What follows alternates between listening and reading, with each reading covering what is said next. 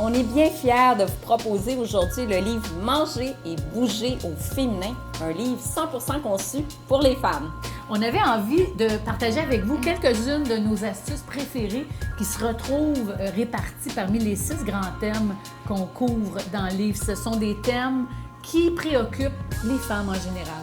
Mon conseil numéro 1, ce serait d'intégrer davantage de protéines à chacun des repas. Souvent, on a tendance à négliger les protéines le matin et le midi, puis on se sent plus fatigué. Donc, de mieux répartir, c'est toujours gagnant.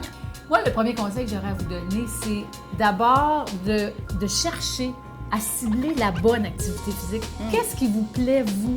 Qu'est-ce qui fait que vous allez avoir envie d'y retourner dans le fond la prochaine fois? Parce que sinon, on abandonne. Absolument. Si on n'aime pas ça, ça ne vaut pas la peine. Absolument. Parce que la motivation, là, la base, en fait, de la motivation, c'est vraiment le plaisir. Mon deuxième conseil, ça serait de manger 3 fruits, 5 légumes par jour. Pour la femme, c'est excellent de manger pour freiner le vieillissement précoce, entre autres, beaucoup d'antioxydants. Puis pour le contrôle du poids aussi, fruits et légumes, c'est gagnant. De choisir des objectifs qui s'appliquent à votre style de vie. Des objectifs qui sont justement très réalistes. Donc, pas une perte de livres, une perte de 10 livres dans le prochain mois, des trucs trop sévères, trop concrets. Inaccessibles. Essayez plutôt de vous concentrer sur le bien-être que l'activité physique vous fait. Moi, mon conseil, ça serait de manger souvent dans la journée. Donc, d'intégrer des collations en matinée, en après-midi. Donc, de fractionner l'apport alimentaire, puis ça permet de mieux digérer aussi. Les probiotiques, c'est important. Oui, je sais bien. Puis on en parle beaucoup pour le système immunitaire. Là, il y a des nouvelles études qui commencent à sortir. On étudie la flore intestinale des gens en surpoids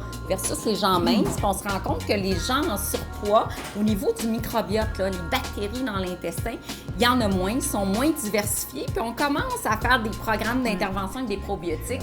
Mais il y a tellement de raisons de prendre des probiotiques. Essayez de jouer, essayez de garder ce verbe-là très vivant dans votre vie. Quand, par exemple, les enfants vous disent « Ah, viens jouer dehors » ou « Viens jouer au hockey » ou « Viens jouer au tennis », le verbe « jouer » est super important. Ouais. D'où l'importance des cours d'éducation physique, l'importance de trouver toutes les opportunités qui se présentent à vous, sauter sur les occasions pour jouer. On espère vraiment que notre livre va vous aider à mieux manger et à mieux bouger au quotidien. On veut en profiter pour vous dire merci parce que ça fait des années que vous appuyez notre travail. On a une énorme reconnaissance. Sérieusement, merci beaucoup pour votre confiance. C'est très, très précieux pour nous.